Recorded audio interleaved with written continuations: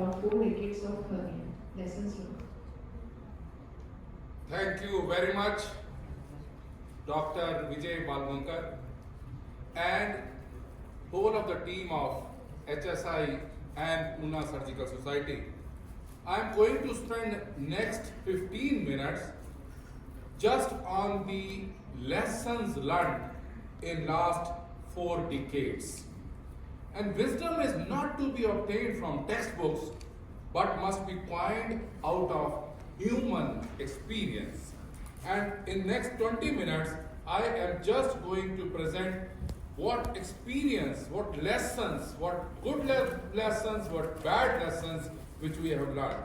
And I bring greetings from Sir Gangaram Hospital and Bhatia Global Hospital and Endosurgery Institute.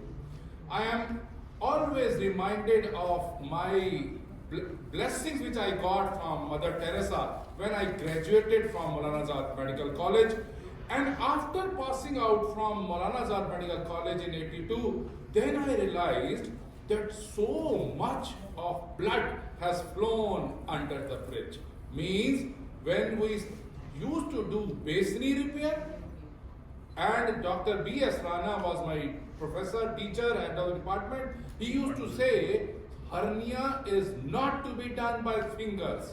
Hernia is to be done by forceps and scissors only.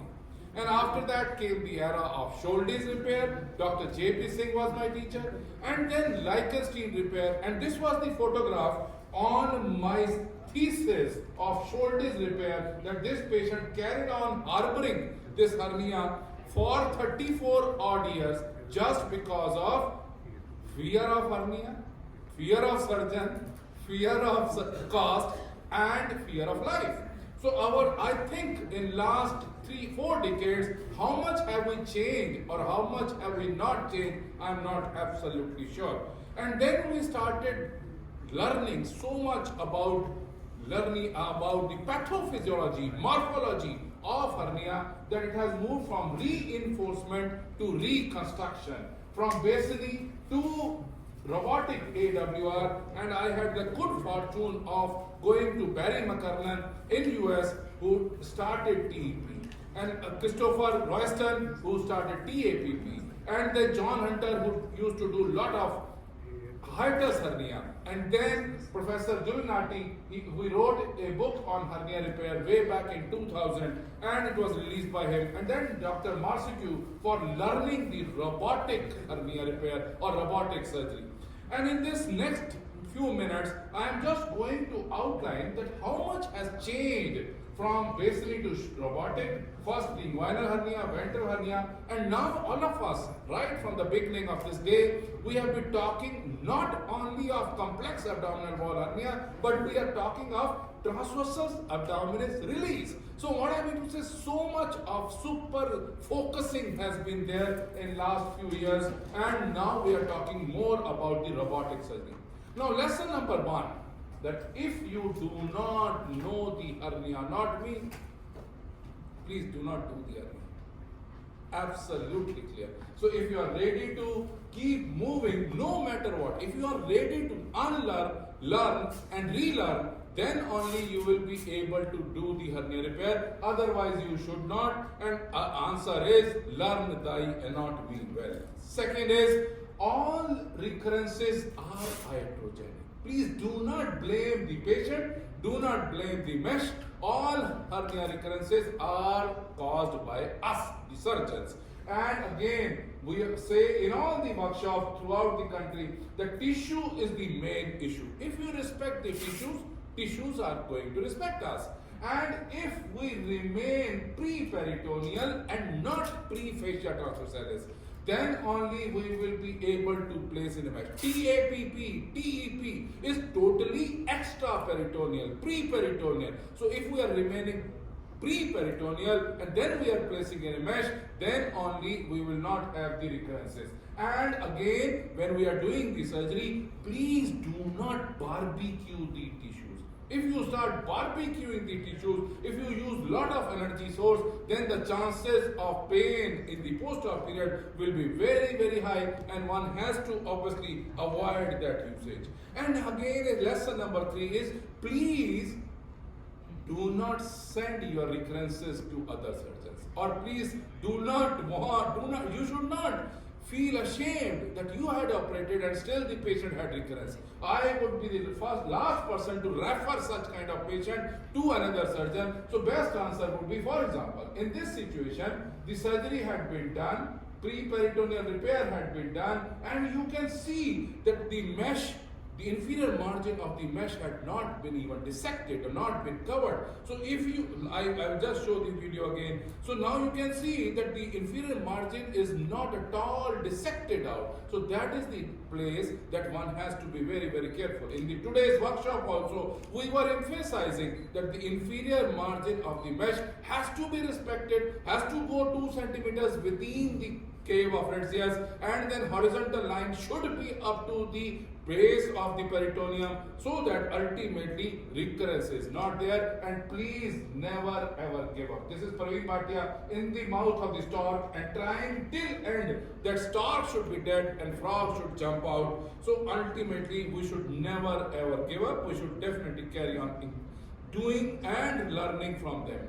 And again, please do not think that one TAR operation or one peritoneal flap operation or one fasciotense operation is the only operation which can justify for everyone or anyone. No. Do the right operation for the right patient at the right time. For example, in this kind of patient, if I start doing the surgery, even if whatsoever good I may be in laparoscopic surgery or in open surgery, I will introduce the infection, I will introduce the mesh, and the patient will have it, and whole of the country will know that yes, Dr. Parveen Bhatia had done a surgery and the mesh is infected and the patient is moving from one place to another. Second thing is, again and again, selection bias. I always emphasize on this, that don't oversell your technique. If you start overselling your technique, then only the chances of complications are there. So one should be very, very careful. And believe me, hernia science is a cerebral science and not a manual labor. One should never become a manual labor, the craftsman, technician like, and then, because in such kind of situations, when we are doing hernia surgery, we should carry on thinking. And if we are carrying on thinking, then only we will be able to do the justice. And especially for my younger colleagues who are sitting at the back, please do not read the report of CT scan. Read the CT scan and then see both the cross-sectional as well as the sagittal views, and have the low threshold of getting the CT scans for recurrent hernias. So if you do not know you will not know the anatomy until unless you know the CT anatomy. So as Dr. Sarfraz had also beautifully shown, that please try to see, please try to learn beforehand, during the surgery, and after the surgery, again see the CT scan. You will be wiser and you will be learning far more than those radiologists even who are just seeing one aspect of CT scan.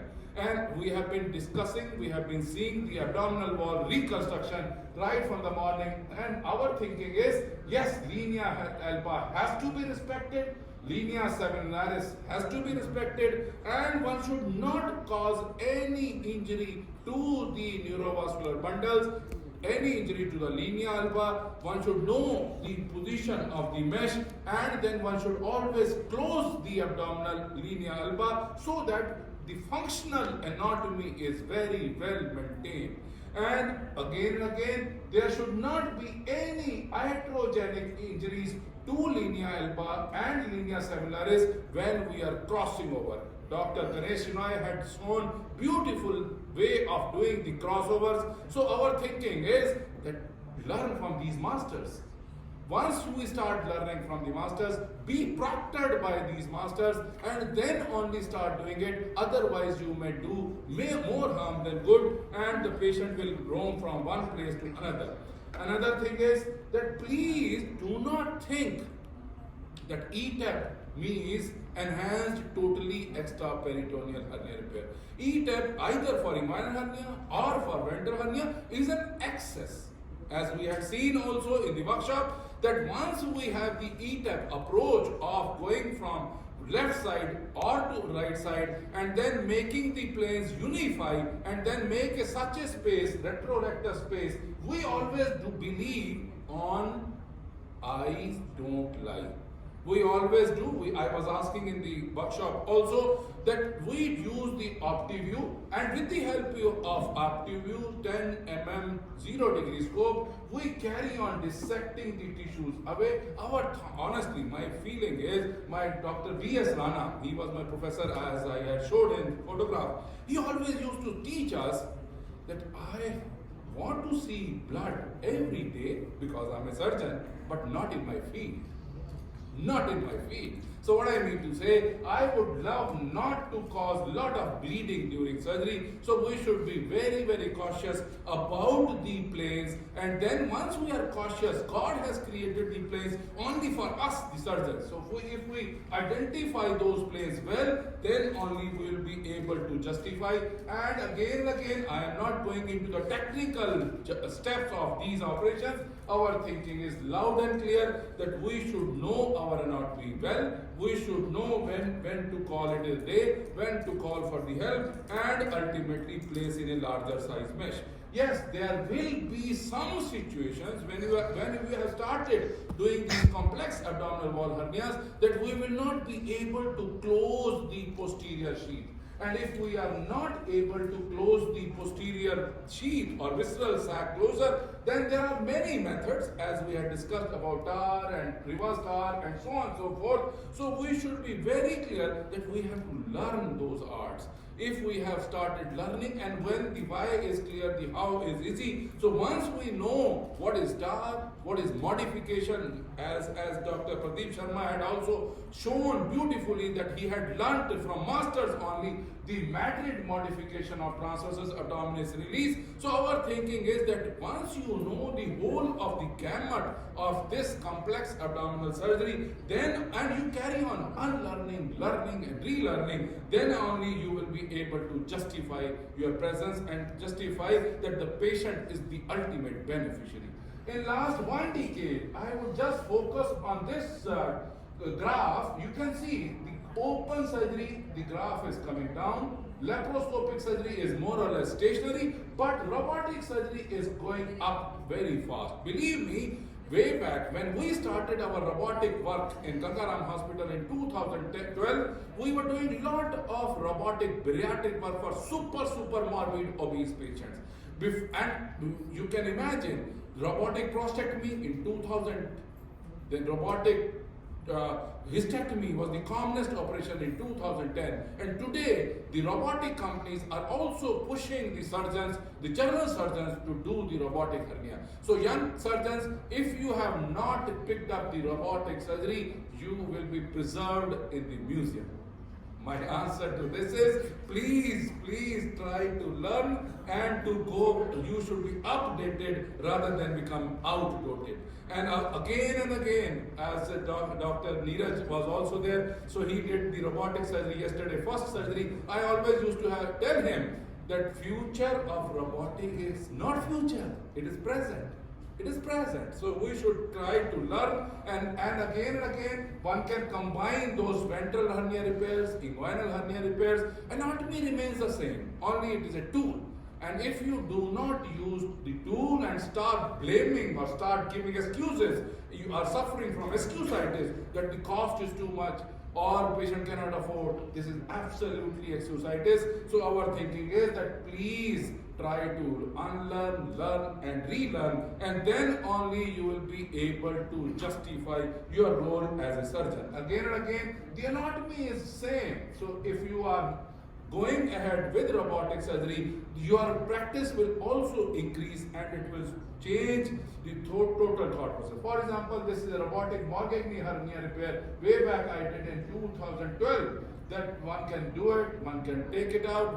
The advantage of robotic surgery is that one is able to do the suturing on the roof or anywhere with lot of ease, and then we place in a mesh and just do the suturing without using the tacker. So these are the various advantages of robotic surgery. So carry on learning these things, and ultimately, yes, there will be some situations when you have to withdraw.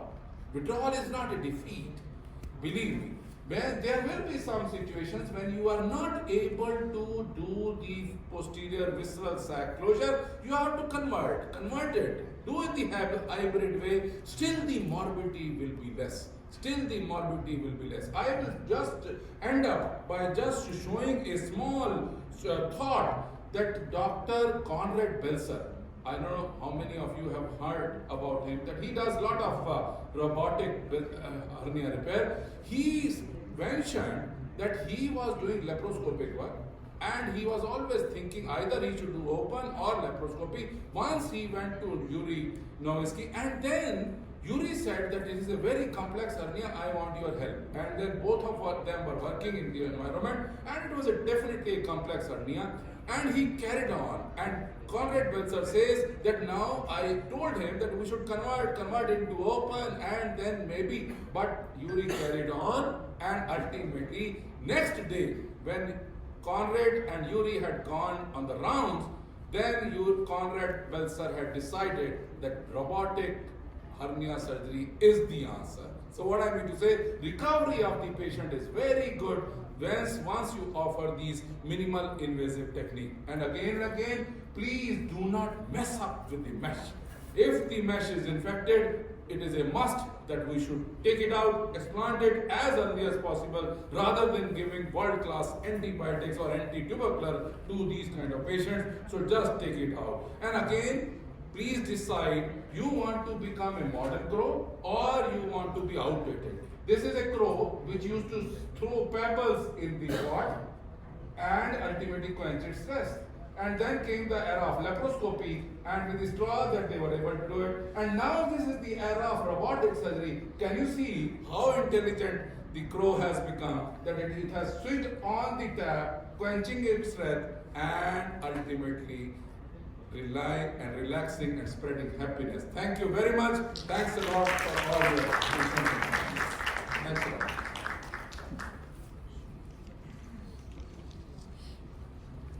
Did the crow close the tap after that? Yeah, good one. So how did the crow close the tap afterwards? That is the next video I will show. Thank you so much, Dr. Praveen Bhatia, sir. Thank I would you. like Dr. Vijay Gurgaonkar, sir, to felicitate respected Dr. Praveen Bhatia, sir.